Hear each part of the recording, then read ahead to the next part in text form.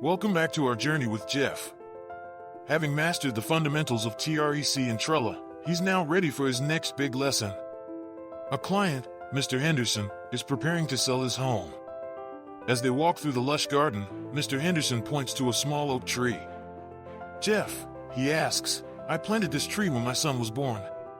Is it considered my personal property or part of the house?" Jeff smiles. This is a classic question that gets to the very heart of real estate law. He explains that real estate agents must clearly understand the difference between real property and personal property. Real property is the land itself, plus all the things permanently attached to it, the house, the fence, the trees. It's what you're buying or selling when you sign a deed. It's what's in place and belongs to the land itself. Personal property, on the other hand, is everything else. It's a movable item that isn't attached to the land or the home. It's the furniture, the cars in the garage, the potted plants on the patio. These are things the seller can legally take with them when they move. Mr. Henderson's tree, Jeff explains, is a perfect example of real property. Since it is permanently rooted in the ground, it is considered part of the real estate. This might seem simple, but understanding this distinction is crucial to avoid disputes and ensure a smooth closing. As Jeff knows, the line between what stays and what goes can make or break a deal. Now that Jeff understands the difference between real and personal property, a more complex question arises. What about the things that start as personal property but become permanently attached to the house? Mr. Henderson points to a beautiful antique chandelier. "I bought this myself," he says, "but it's attached to the ceiling. Is it staying or going?" Jeff explains the concept of a fixture. A fixture is something that was once personal property but is now considered real property because it has been permanently attached to the home. The key word is permanent. And to figure out what's permanent, Texas law uses a 4-point test. First, there's the method of attachment. Is it nailed, bolted, or screwed to the wall? If so, it's likely a fixture. A loose painting is personal property, but a custom bookshelf built into the wall is a fixture. Second, the adaptability of the item. Is the item uniquely adapted to the home? For example, custom-made blinds for a specific window are likely fixtures, while standard curtains are not. Third, the intention of the parties. This is often the most important factor. What was the intention of the person who installed it? Did they intend for it to be a permanent part of the home? This is why it's always best to get the intention in writing, especially in the contract. And finally, the relationship of the parties. If a tenant installs something, the law often favors the tenant's right to remove it. But if a seller installs it, the law tends to favor it being a fixture. Jeff explains that by using these 4 tests, he can help his clients navigate the gray area between what they can take with them and what must stay with the house. This small lesson, he knows, can prevent big disputes down the road. As Jeff's understanding of property deepens, he learns that owning a piece of land means more than just having a house on it.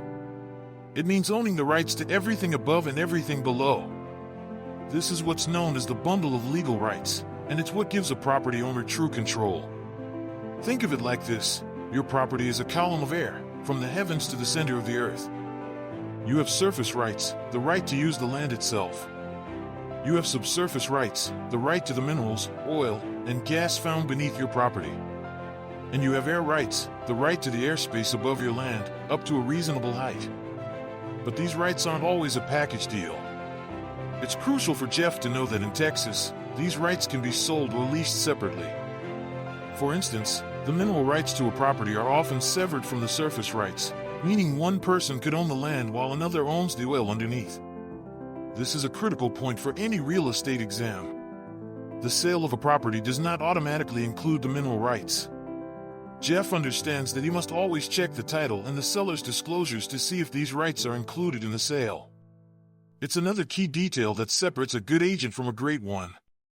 Understanding these hidden layers of ownership is essential for protecting his clients and ensuring a transparent transaction. As Jeff helps clients navigate their property rights, he soon discovers there's an unseen hand that also holds immense power over their land, the government. While a property owner has rights, those rights are not absolute. The state has 4 key powers that can limit and control what happens on private property. For your exam, A great way to remember them is the acronym PTE. First, there's P for police power. This is the government's right to regulate private property for the public's health, safety, and welfare. Think of things like zoning laws, which dictate how a property can be used, whether it's residential, commercial, or industrial. This is why Jeff must always check the zoning before a client buys a plot of land for a new business. Next is E for eminent domain. This is the government's right to take private property for public use, like building a new highway or a school. The catch? The government must provide just compensation, fair market value, to the property owner. Third is T for taxation. It's the most common power. The government has the right to levy property taxes to fund public services like schools and fire departments. Failure to pay these taxes can result in a lien on the property, and in some cases, the government can even seize it. And finally, the last E is for escheat. This is a powerful, final resort power. If a property owner dies without a will and has no heirs, the state can take possession of that property. It's a rare occurrence, but it highlights the government's ultimate control. Jeff now knows that to be a great realtor, he has to understand this invisible hand. These four powers of the government are not just legal terms, they are real-world factors that can impact every transaction. As our second chapter with Jeff comes to a close, it's time to review the crucial lessons learned. He now understands that real estate is so much more than just a piece of land with a house on it. He's learned to tell the difference between real property and personal property, a distinction that prevents disputes before they even begin. He's also mastered the four-part test for a fixture, understanding that an item's permanence is defined by its method of attachment, its adaptability, the intention of the parties, and their relationship. Most importantly, Jeff has come to appreciate the powers that can affect his client's ownership. He now knows the four powers of government: PTE, police power, eminent domain, taxation, and escheat. These aren't just terms for a test, they are real-world influences that can change a property's value and use. The lesson of this chapter is simple: a great realtor looks beyond the surface. They understand the rights, the responsibilities, and the limitations tied to every piece of property. This knowledge is their bridge, connecting a piece of land to a person's dreams. So, now that Jeff has a solid grasp of the basics, he's ready to take the next big step. In our next chapter, we will finally dive into the heart of every transaction, the contracts themselves. Join us as we explore the promises that make the world of real estate turn.